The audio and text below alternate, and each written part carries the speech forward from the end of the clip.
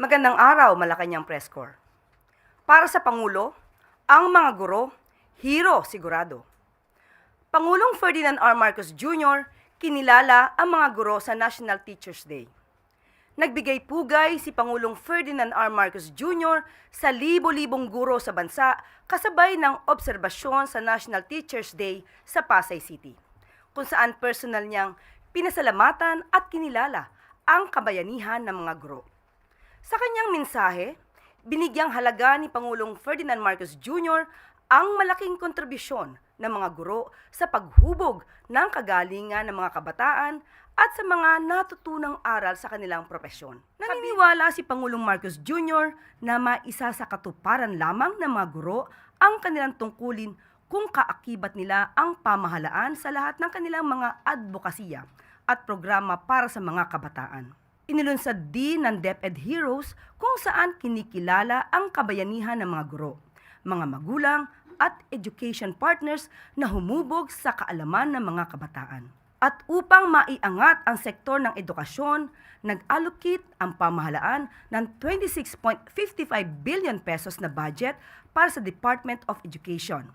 Kinuha mula sa flood control projects ng DPWH para sa taong 2026. Binigyang pansin din ng Pangulo ang mga hakbang ng pamahalaan para mas lalo pang maiangat ang edukasyon, kabilang na dito ang Kabalikat sa Pagtuturo Act, ang Career Profession or rather Progression System for Public School Teachers and School Leaders Act at ang DepEd Order No. 005 upang masiguro ang fair training and fair teaching load.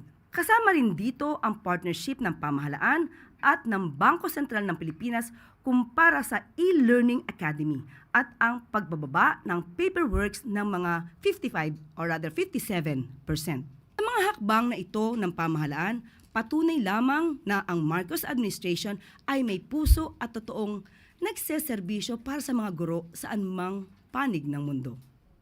Today, as we celebrate National Teachers Day for 2025, we honor not just what you have given, but also what you have gained. The wisdom that comes from walking hand in hand with the young people of our country who will one day carry the nation forward.